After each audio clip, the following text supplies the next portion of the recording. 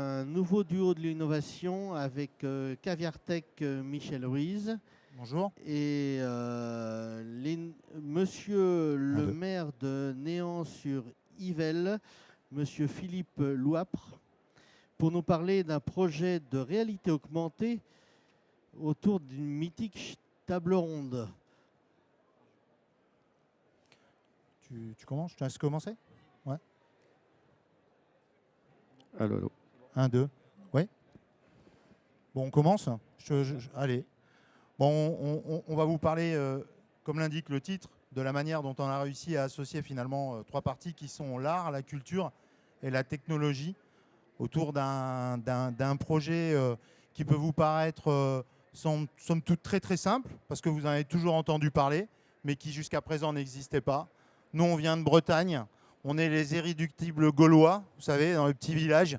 Et en forêt de Brocéliande, on vous parle toujours de la table ronde des chevaliers de Brocéliande. Mais avant l'année dernière, cette table ronde, elle n'était pas vivante, elle n'était pas physique, elle n'existait pas.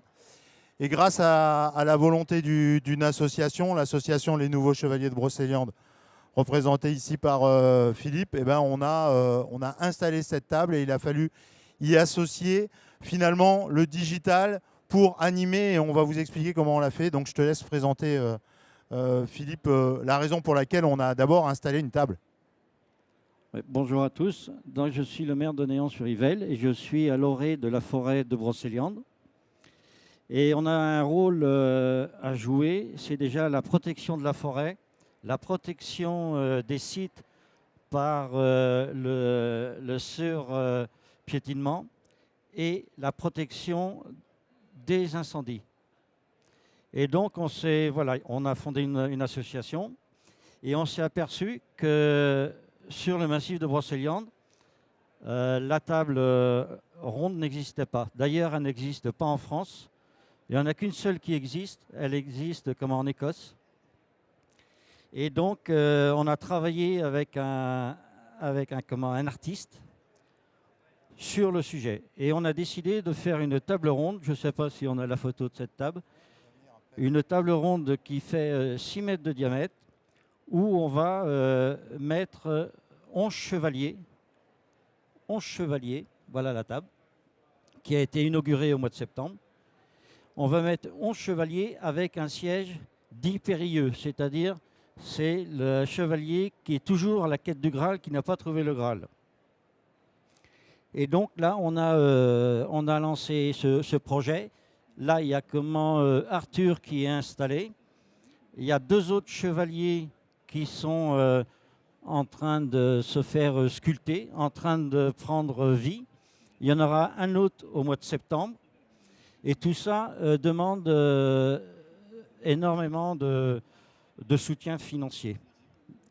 Pour faire cette table, c'est une table qui est estimée à 345 000 euros. Voilà, chaque chevalier tourne entre 25 et 30 000 euros. C'est un artiste. Il peut en faire 2 par an.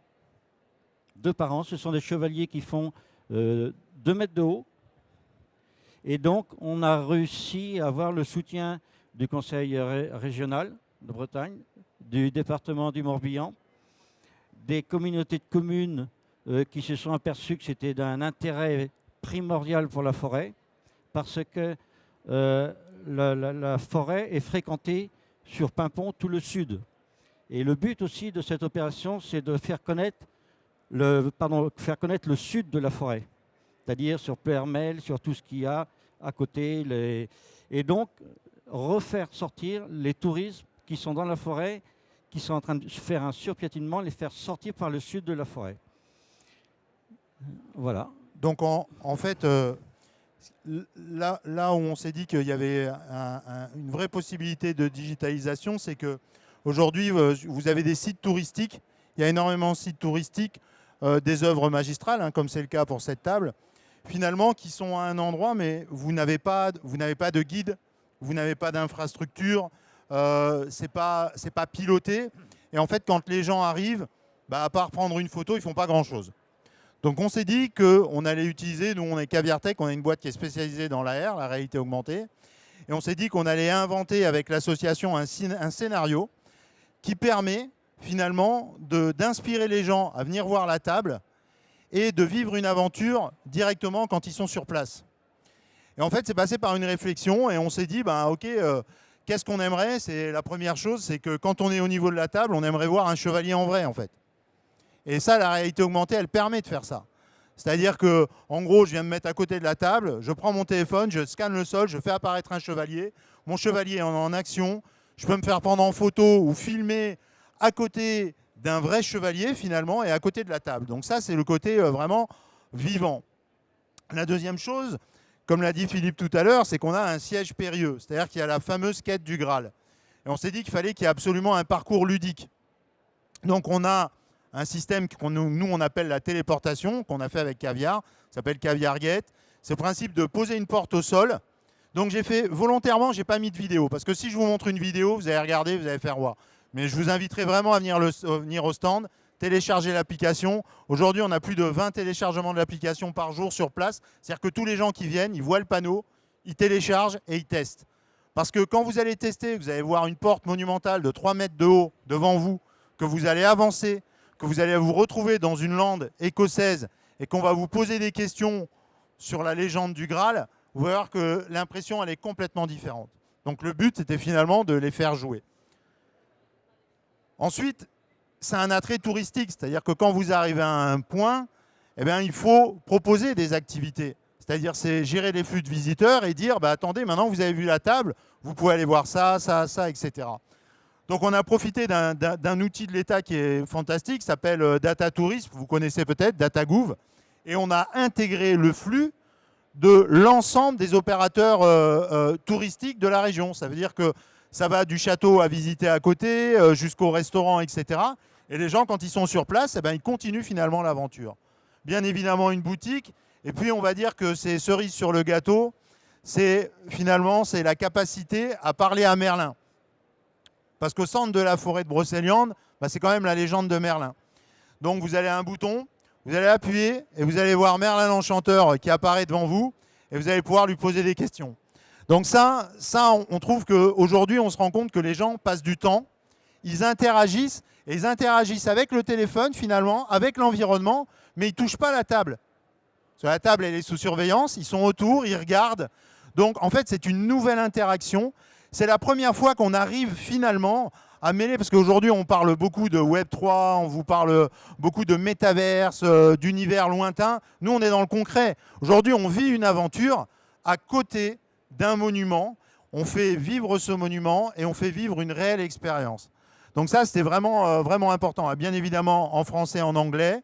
La quête du Graal, lorsqu'on répond à toutes les questions, à la fin, on a le fameux Graal en 3D. Ce Graal en 3D AR, ben, on va le poser au centre de la table et on va le partager sur les réseaux sociaux. C'est un peu ça, finalement, notre quête du Graal. Là, je vais vous montrer l'artiste. Donc l'artiste, qui n'a pas pu être là aujourd'hui, malheureusement, c'est Michael Tomaso. Donc Michael Tomaso, c'est quelqu'un qui a travaillé avec les grands noms du cinéma, dont Luc Besson. Et vous avez, c'est un travail d'artiste qui est fait de A à Z. C'est-à-dire qu'on va dessiner le chevalier, on va faire le moule, on va faire la résine, on va le travailler, on va sortir la statue. C'est vraiment une œuvre magistrale, comme on aurait pu l'imaginer il y a 5 siècles. Et en fait, on le refait aujourd'hui, et là, on ancre finalement la culture, la légende arthurienne dans la culture bretonne et dans les territoires pour refaire revivre notre propre tourisme du territoire qui mêle finalement ça, l'artistique et le digital. Et tout à fait. Ouais, c'est bon si ça marche, ça marche. Ouais.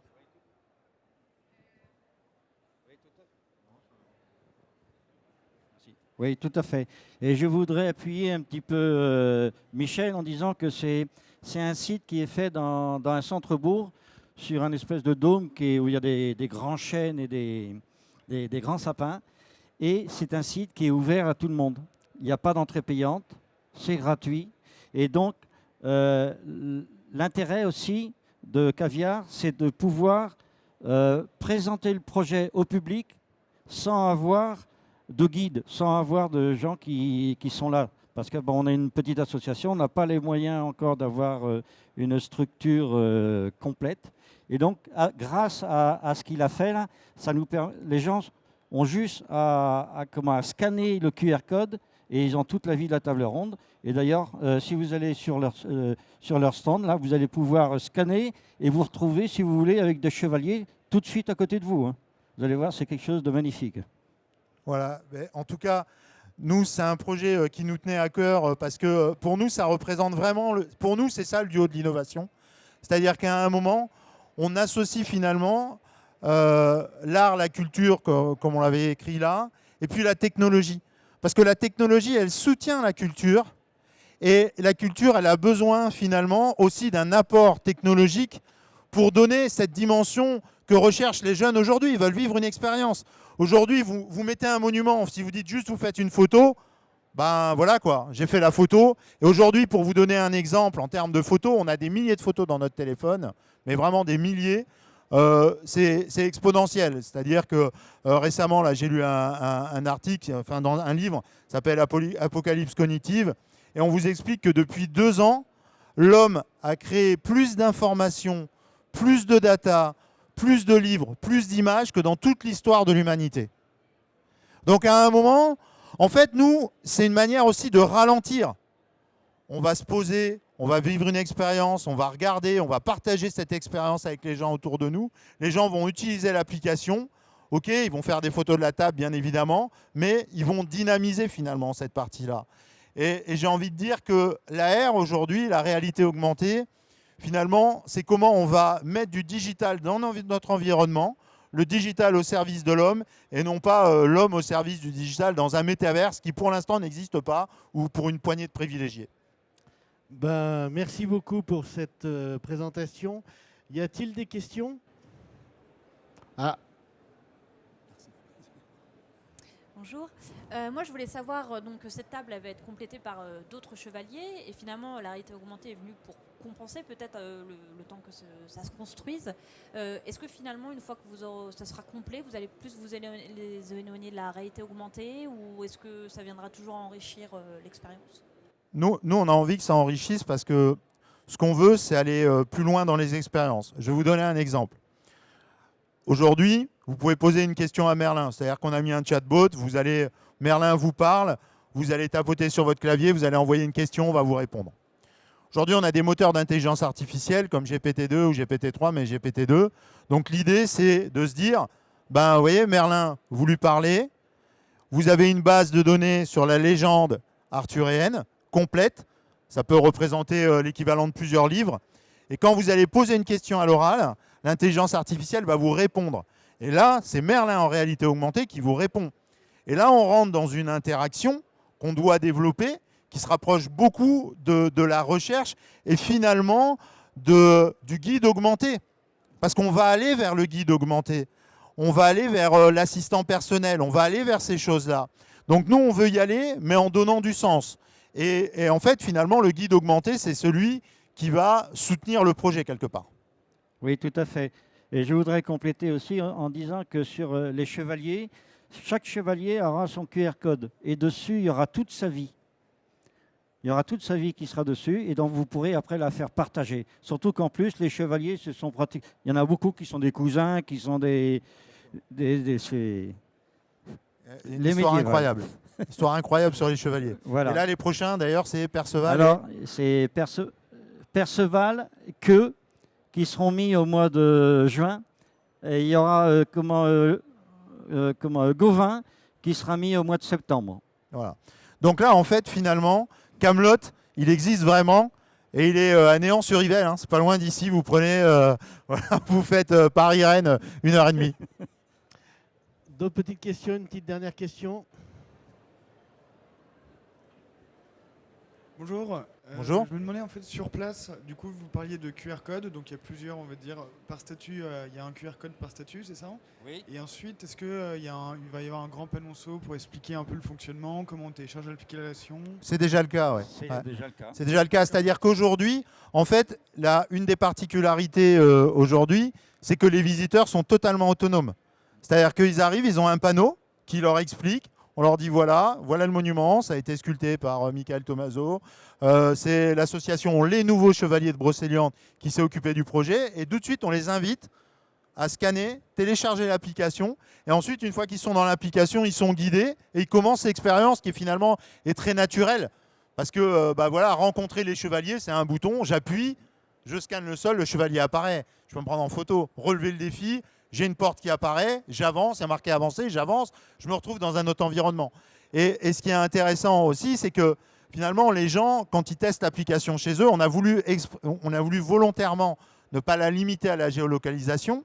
En fait, quand ils testent, ils n'ont qu'une envie, c'est d'aller tester sur place. Ben, merci beaucoup. Et moi, j'ai une dernière question. On vous retrouve sur quel stand? Alors nous, on est sur le stand VS H8.